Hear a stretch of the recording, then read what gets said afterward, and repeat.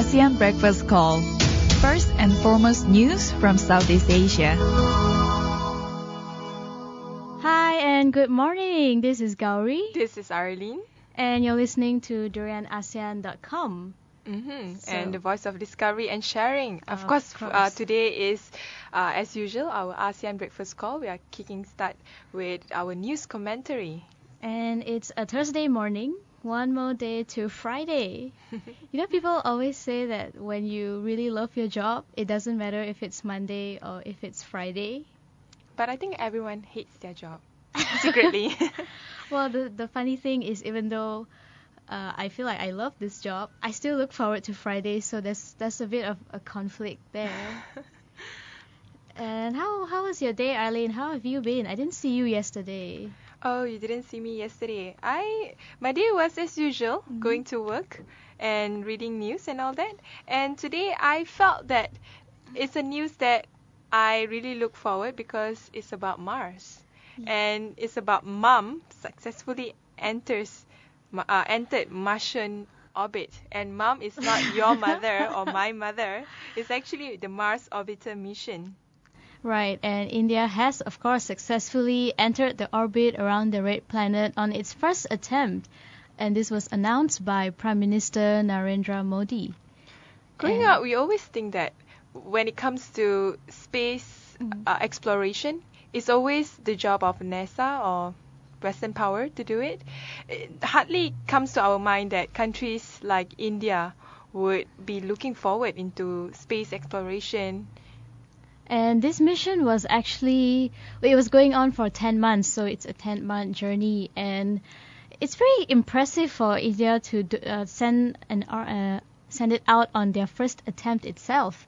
And also another thing that they were boasting about is the cost that it took to actually make, or just to fund the entire project of sending it out to Mars.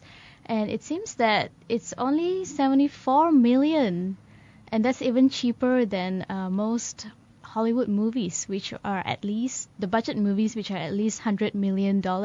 For example, Gravity, the ones that we watched last year, or early this year.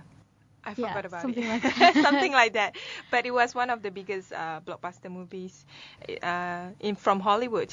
About 74 million US dollar. A lot of people do not know. But even for NASA space exploration, they don't really take that much budget.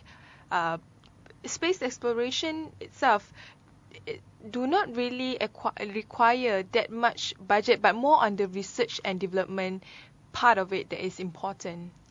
And also, a lot of critics have voiced out their concern for India because we know India is a very, very huge country and there are over 6 billion people. And there are a lot of people who are still homeless. They are not getting their basic rights, no food, no home, no electricity. And is it wise for India right now to work on a space project as opposed to focusing on these other problems that are definitely more important? To be very frank, it would be more wiser for India to focus on space exploration rather than spending money on making Bollywood movie, for example. At the end of the day, when you focus a lot of your your funding and your energy in science, it will pay back big time. A lot of people don't understand this sort of space exploration is not just about understanding our whole universe. It's also about acquiring resources outside of Earth, understanding perhaps there are another ecosystem outside of Earth that human being can live. There are many other possibilities that we can explore when we go out of space.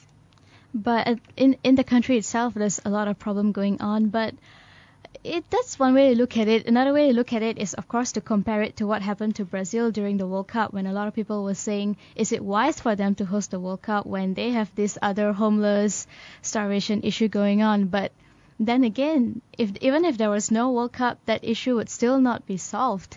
And it's probably the same with India here, especially with Modi, who was just elected as the new president of India, or prime minister. Prime Minister, I believe. And he is, yes, Prime Minister, and he is being pressured by a lot of countries all over the world to perform, to start bringing some tangible changes to India, especially in terms of economy, because they've got a huge capital labor, millions and millions of youth, but they're not making use of these people to boost the economy of the country. Economy is one thing, but when it comes to science, this is actually a positive development for third world countries such as India. When we talk about science, we always think of Russia, Europe, or United States. It's seldom that we think about countries like India to be so into science. Countries that are really looking to the future are those that looking at projects that will have long-term ROI. ROI is return of investment. With science, it definitely is a long-term ROI. So you want to solve problems that are economical or political or even about societal issue. You shouldn't address it for the short term. Welfare policies and all that is only for the short term. For the long term, it should be about civilization, progression, and it should be about understanding human beings, how we can expand ourselves more than what we have now in today's world. And with a budget of 74 million, it is definitely a budget that is smaller than majority of the commercial projects that the government would embark.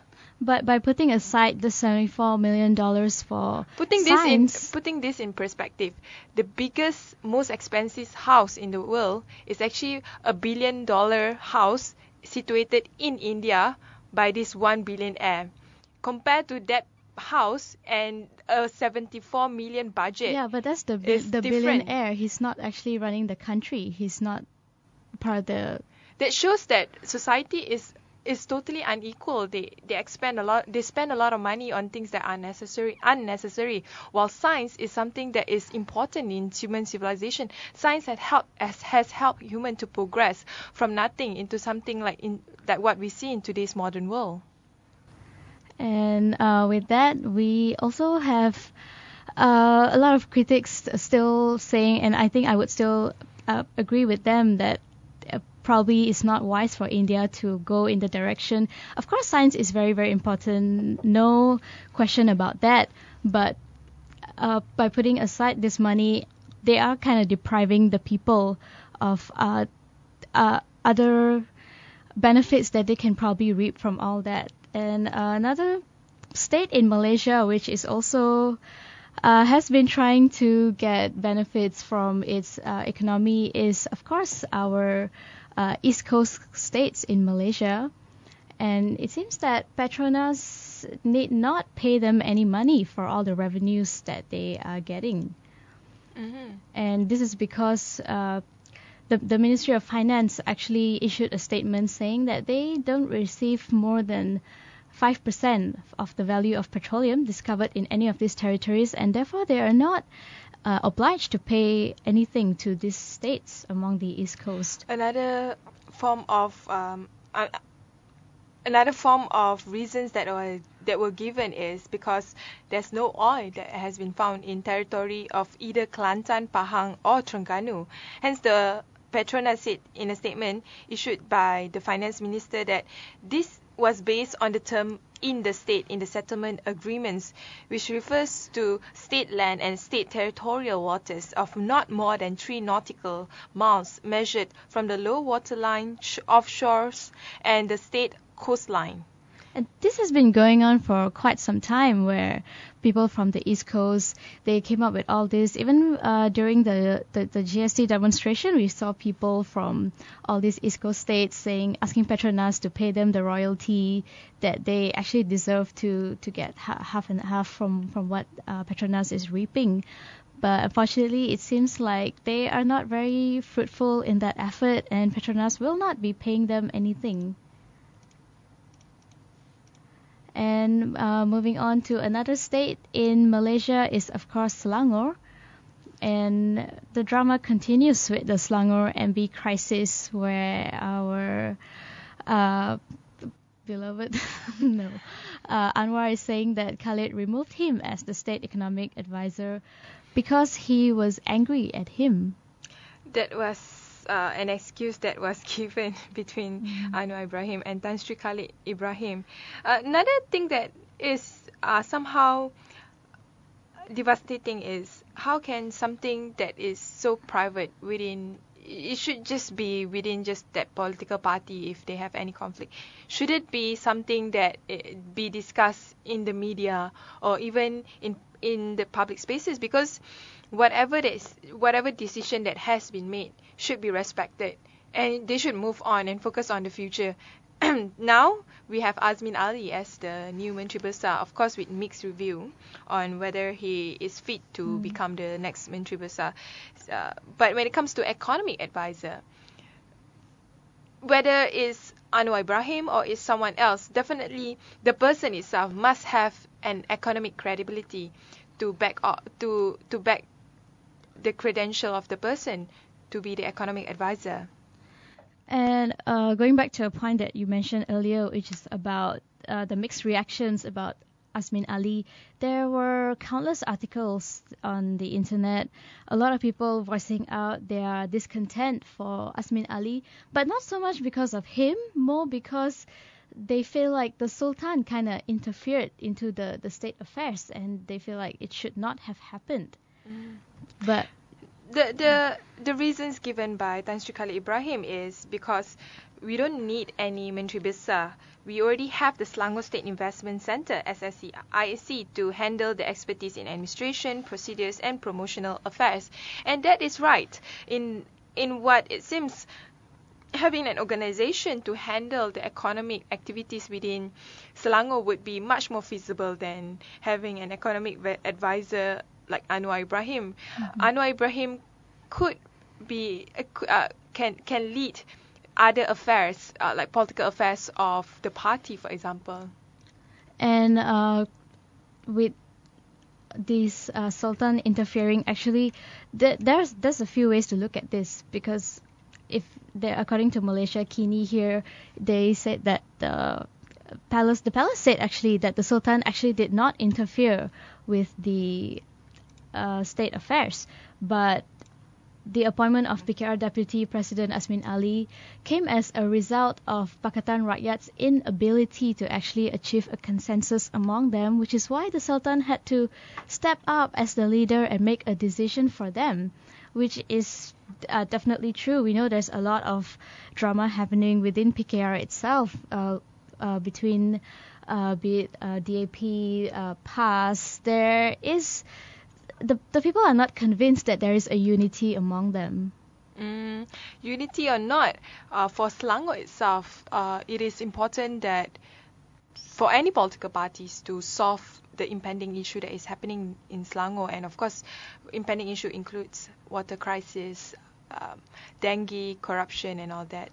And of course, for the people of Selangor, what they are looking forward is not another quarrel between political party members within the political party, but to solve issues amicably or straightforwardly, and to respect the position of Menteri Besar rather than.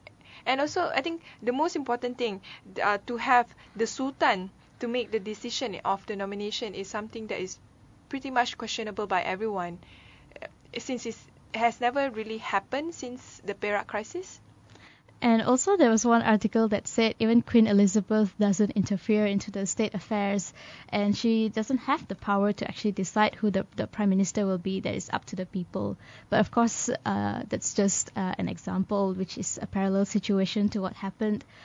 But going back to what the palace said, it is true that PKR has not been, because even when they were giving out the names, there were conflicts that Anwar wanted to only give one name, and Bin Pas wanted to give two names, and the Sultan told them that you need to give me more than one name, and they didn't want to. So all this little drama that happened, and it shows that they are obviously not capable of making their own decisions, and they needed someone to step in and take charge and say, okay, this is it, he's your new MB, take him. And so with that, we do have a new MB right now, and we are going to wait and see if he's able to perform and meet the expectations of the people of Selangor or even Malaysia in general. And in Philippines, we have a mall operator who pulls a T-shirt that calls rape a snuggle with struggle. Interesting word being used. It's very rhyme with each other. It rhymes well. At the same time, it's very like very insulting as well, because it's like, okay, I'm gonna rape you, but this is not really rape. We're just snuggling with a little bit of struggle, and it's definitely a violation as well, especially for women. And it seems that the garment read, "It's not rape, it's a snuggle with struggle," and it showed two hands forming a heart. And this T-shirt was sold in the teenage boys section of a department store in SM Supermall. Mm. Who are the suppliers of this? It looks like it's very much an independent brand.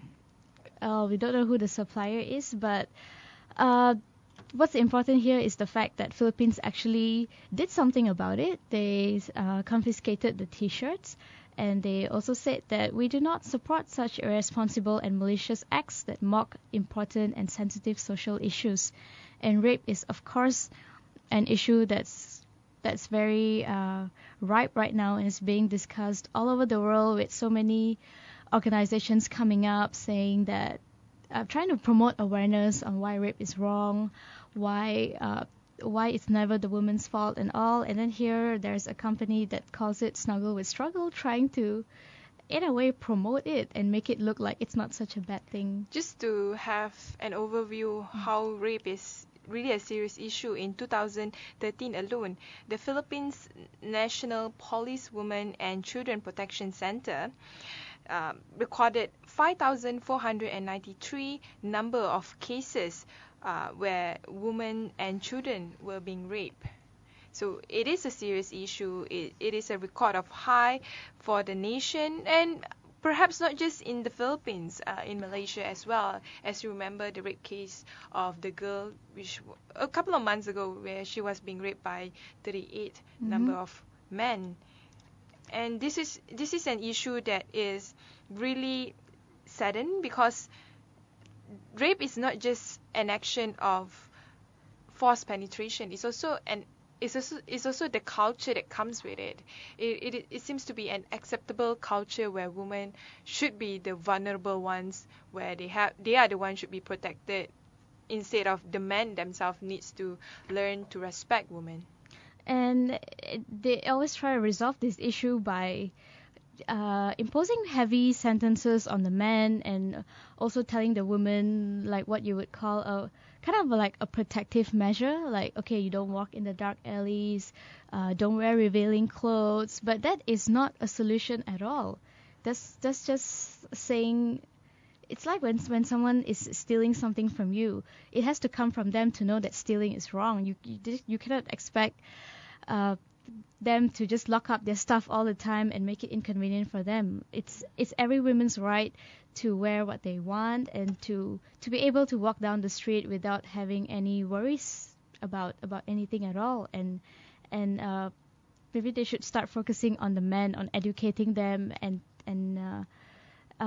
in Canada, actually, they actually have stickers all around the neighborhood saying, "Do you really want to do this? Did she say yes?" And that is a more progressive method compared to the protective measures. And moving on to US, we have US expanding their global war on terror by striking ISIS targets in Syria.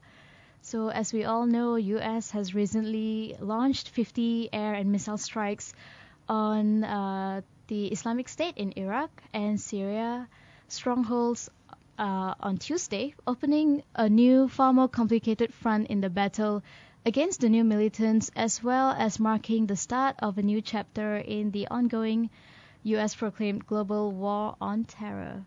Seems like the US has called upon another global war on terror. In the past, during the both Bush's era, the global on terror were very much an offensive act, but this time it seems like they knew they are in fact being invited to be on the offense by ISIS since the killing of the few journalists and aid workers by ISIS member. And Obama also described his authorization of 2 military operations, and one was to stop ISIS advance on the Iraqi city of Erbil, which he described as a threat to the Americans who are being stationed there. And another one is also by using this Americans who are actually stationed there. Of course, it's a threat to their national security. Of course, he wants to protect his citizens, and at the same time, ISIS do need to be stopped. And this is an extreme way of doing it, but it does justice to what ISIS themselves are doing, because they're very extreme in their approach as well. And how else can they be stopped if it's not by bombs and missiles? Is there any other way to go about doing it? Is there any other way? It's definitely a question that everyone is asking, not just the Americans. For ISIS, it's not just about the movement itself. It's also about the ideology.